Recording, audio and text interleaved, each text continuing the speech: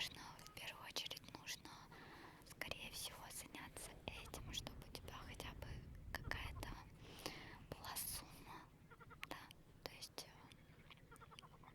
благодаря которой ты будешь заниматься. Когда я вообще искала свое занятие, свое дело, ой, как громко квакает. Когда я искала свое занятие, то а,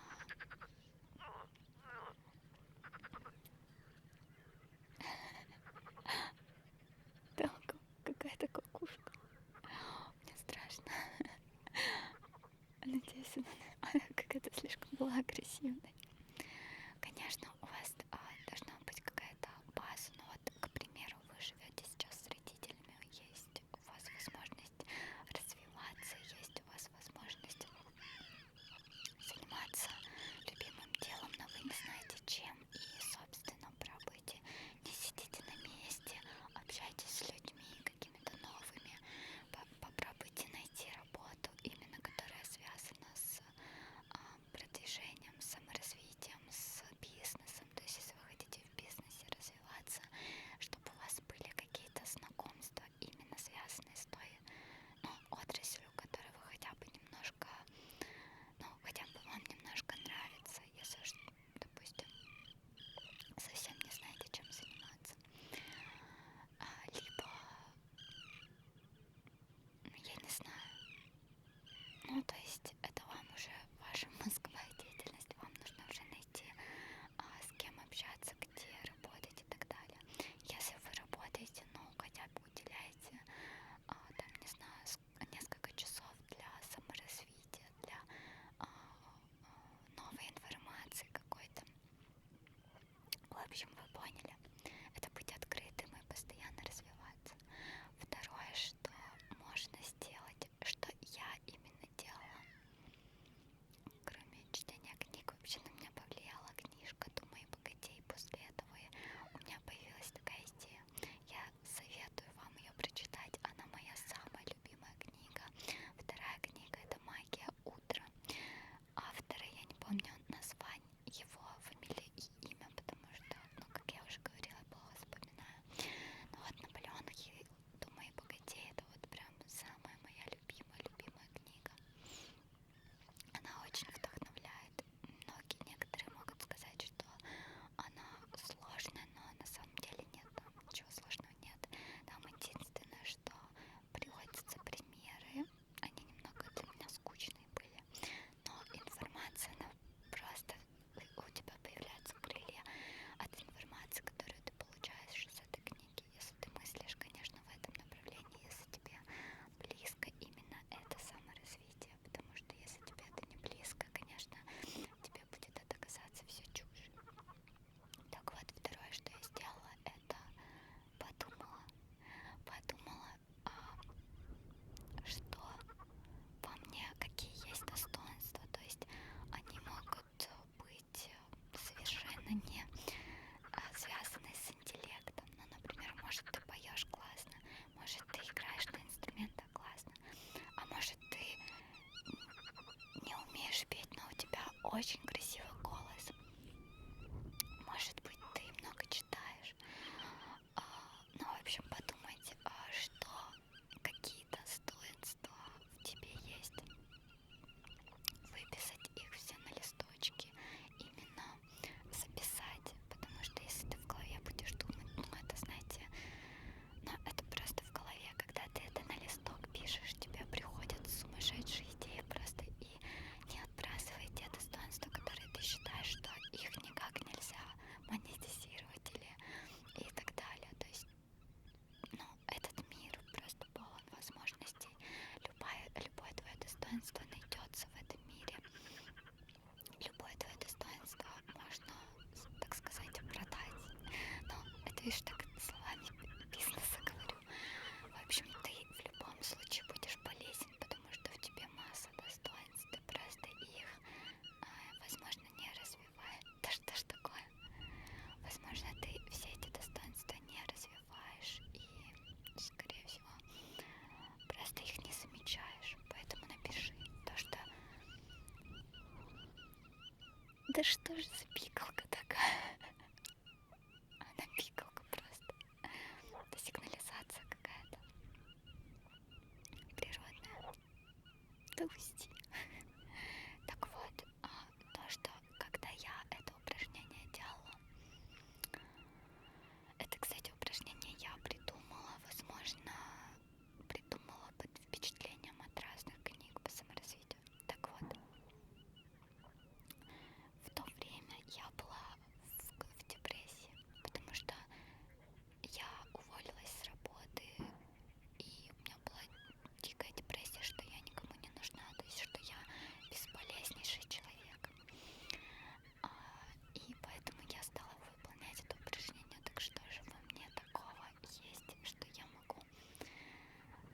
Да, такой совет сразу промонетизировать. Это, знаете, вы рассчитываете это на будущее. То есть вы не думайте так, что если вы вдруг выберете свои достоинства, которые вы можете монетизировать, типа, и вы сразу начнете их монетизировать, то нет, конечно, это очень долгое время должно пройти. Я до сих пор не добилась таких крутых результатов, которые хотела бы. То есть мало того, что нужно просто найти отрасль, в которой вы будете развиваться, именно прикладывать усилия. То есть у вас должно быть какое-то любимое занятие, в котором вы не сразу получите это все, деньги и так далее. То есть будьте к этому готовы, а возможно и получите. То есть нельзя тут тоже ограничиваться, потому что всякое бывает, и люди бывают разные на самом деле. У кого-то все легко получается, у кого-то тяжело, кто-то не может свое дело найти, там лет 50 только потом находит. Но самое главное, нужно искать, даже если вы думаете, что это дело вам ничего не принесет, вы себя в этом не видите, так вы попробуйте этим займитесь, и у вас эта дорога приведет уже к более таким, ну, более ближе занятиям. У меня всегда так было. Вот, и я, конечно, не такой там гуру какой-то, знаете, но у меня, я считаю, что есть уже какой-то успех в этом плане, то, что я занимаюсь в свой кайф, в свое удовольствие этим делом. Я не встаю рано по утрам, не выключаю будильник, не переставляю его. Я встаю сама по своей воле, если хочу проснуться, если не хочу, я сплю. То есть, вот знаете, такое вот ощущение свободы, то, что ты сам от себя зависишь, и все мы разные, для меня было это важно. Далее, после того, как вы эти достоинства написали, еще раз повторюсь, что не отвергайте любое достоинство, если вы не видите в этом какую-то перспективу, вы его запишите. Например, я записала, что мне всегда говорили, что у меня тихий, красивый, приятный голос. Я это записала, что мне всегда делали комплименты, что у меня очень красивый голос. Но я думала, как это можно использовать, я же не умею петь. Это можно использовать для пения или, например, для озвучки чего-то, но дело в том, что я даже, ну, у меня дикция особо не была развита. Я такая думаю, ну, запишу на всякий случай. Потом нужно подумать, какие, тоже написать список, какие именно отрасли сюда, то есть к вашим достоинствам располагают, или наоборот, что подразумевает. Я не могу в этом, я не могу в этом хоре записывать. Разговорились. Я клянусь, что до этого было очень тихо.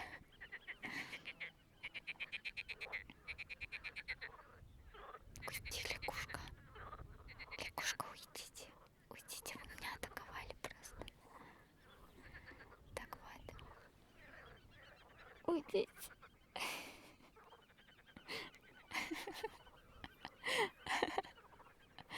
Смешно. Так вот, соотнесите ваши достоинства с какими-нибудь отраслями, например. Но опять на примере же красивого голоса, да, приятного голоса. Возможно, он не супер красивый, возможно, он не отличается от других голосов. Но, тем не менее, мне делали такие комплименты, я записала. И я такая подумала, так, пение, записала пение. Дальше записала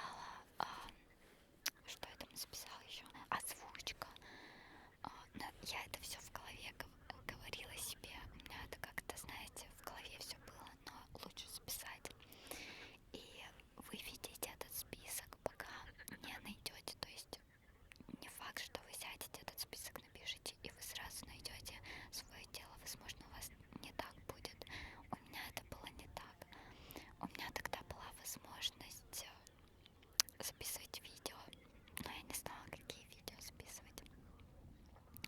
И моя идея, вот эта АСМР, она была у меня почти в руках. То есть мне там говорили, записывай АСМР, а я отвергала. То есть у меня было ограниченное такое мышление, что нет, я этим не хочу заниматься, потому что это как-то глупо выглядит, это как-то мне не нравится, да я вообще в этом не разбираюсь. И, ну, знаете, когда отвергала, вот почему нужно быть открытыми ко всему. И только потом, когда я осознала, что все-таки хочу попробовать, почему бы нет. То есть это несколько месяцев прошло, прежде чем я поняла, что я хочу это попробовать.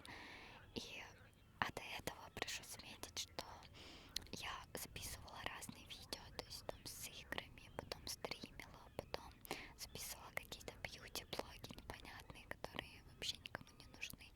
Но при этом, да, ты можешь добиться этого, в принципе, результата упорства. То есть хоть ты и не умеешь там играть, например, но ты можешь научиться играть, и при этом, ну, это просто времени дольше займет, это уже от тебя зависит. А когда ты любимое дело выбираешь, то в принципе тебе это в кайф развиваться, тебе это нравится. Мне нравится записывать видео. А, да, и еще вспомнить то, что вам нравилось в детстве. Расскажу такой секрет, что в детстве я обожала разговаривать сама с собой. Я уходила так на улицу, например. У нас была одна комната и кухня, дом. Родители мои жили там. И я не могла, когда они уходили из дома, я начинала разговаривать с собой. И знаете, как вела передачу. То есть я теперь только это поняла, вот недавно осознала, что как только начала этим заниматься, что мне это всегда нравилось, что я, знаете, просто как давала интервью или наоборот спрашивала что-то, типа, знаете, представляла, я была маленькой, представляла, что я какой-то какая-то звезда, какая-то певица и даю интервью. Я это обожала, я обожала что-то рассказывать, я даже не помню, что я рассказывала, я это очень любила. И со временем я не знала, как это, ну, я помнила про это, но думала, что я вовсе не человек с идеальной речью. Я мало читала книг, я читала только какие-то там романтические, читала комиксы в детстве, какие-то романтические книжки про любовь мальчика и девочки, там, не знаю, но все такое. Читала детские рассказы, то есть я не читала художественную литературу особо, только по программе тут 2-3 книги могла за лето прочитать. В общем, у меня не было какой-то словарный запас богатый, у меня не было дикции хорошей, то есть понятно, что я думала, ну какой из меня журналист, типа, какой из меня оратор, чтобы разговаривать,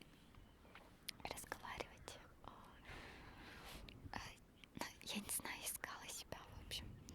И сейчас я поняла, а я тогда не знала, что такое существует, что можно создать свой блог, рассказывать любые вещи абсолютно. То есть, понимаете, YouTube мне очень нравился тем, что ты абсолютно ничем не обязан. То есть ты не должен здесь какие-то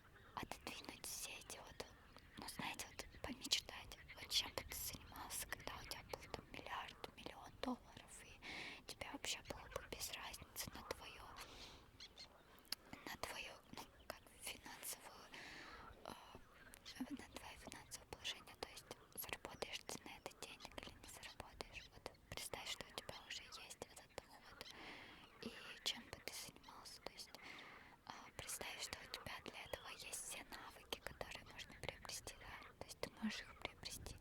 Просто сейчас ты это не можешь себе позволить, но ты уже должен давать что-то людям полезное. Вот еще один секрет. Как я нашла, то есть ты должен быть полезен, то есть если ты хочешь, чтобы тебя люди смотрели, ты должен что-то давать этим людям. Например, меня не привлекает, как на Твиче, знаете, что нужно быть каким-то шутом, каким-то клоуном, чтобы тебя люди смотрели. Мне такая жизнь не нравится. Ну, это не мое быть каким-то артистом. Я хочу быть искренне, делиться своим опытом, своими знаниями, может заряжать какой-то своей энергетикой людей, давать им хорошее настроение, поддерживать, возможно. Так, кстати, у меня съезжает микрофон постоянно. И это такая тема, да, я тараторю, потому что это такая тема, которой я не могу медленно разговаривать. Так что прошу простить меня. И если вам действительно это, ну, для меня была такая перспектива, что я помогаю людям. Я не знаю, как я это буду делать, но мне уже пишут комментарии, что я помогаю, я вдохновляю или что-то еще. Я просто радуюсь. Я не знаю, как у меня это получается, но у меня есть такое намерение именно помогать людям, менять их жизни, менять свою жизнь и заряжать людей, потому что я, как говорила, в детстве хотела сделать мир лучше, и если ты хотя бы одного человека, когда его мышление изменишь, он, допустим, не пойдет там, не обдолбится наркотиками и, например, не пойдет пить, бухать, как это говорится, он просто пойдет и займется саморазвитием, и уже он спасет множество жизней, потому что он может завести семью, там, допустим, быть алкоголиком и уже сделать своим детям там хуже, да, то есть воспитать их так, что они просто будут как, ну, просто потерянные дети, которые не могут себя нигде найти, просто продолжают жить так же, то есть, ну, просто существует. А хочется именно вот этого, чтобы заряжать людей. И когда мне говорят, там, показывать, там, не знаю, сиськи, попы и все такое, но специально я никогда этого не буду делать. Да, возможно, я захочу сделать такую фотографию, почему нет? То есть, но только лишь по желанию. Если я такую фотографию не захочу сделать, и ради денег, ради какого-то дела я этого не буду делать, потому что, ну, я считаю, что это, выразимся словом, популярный стример это зашкварно. И действительно это зашкварно, когда ты пользуешься там своей женской красотой, вот именно в такой форме, не в такой вот мягкой, какой-то позитивной, да, а вот именно вот, что нужно оголяться. Я никогда этого, для меня это неприемлемо. Я не хочу этого делать специально. Да, возможно, у меня будет настроение сделать какую-то красивую, да, фотографию, что красивой там, красивой фигуры, возможно, и все такое. То есть я могу это сделать, я не против этого, но я сторонник больше такой, знаете, какой-то полезности. То есть ты должен менять жизнь именно. Ну, хотя, знаете, тут по-своему. Тут можно сделать фотку красивую, такую в купальнике, и что-то жизнь поменять, мотивировать. Мотивировать, допустим, какой-то парень захочет, да, познакомиться с девушкой, начнет там развиваться, там, не знаю, зарабатывать деньги. То есть это все, вот знаете, такой мир. Вот все правы,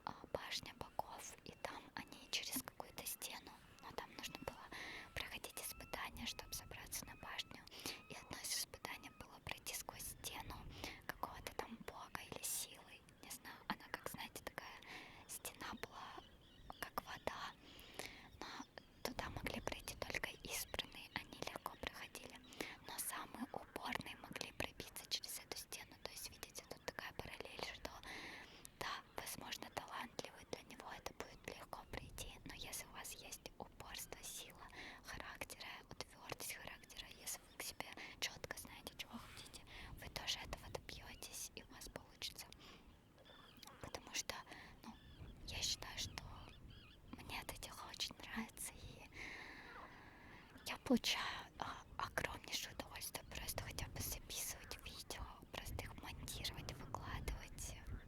Да, мне это нравится, и это дело, которым я бы занималась, даже если бы у меня было сейчас миллиард долларов.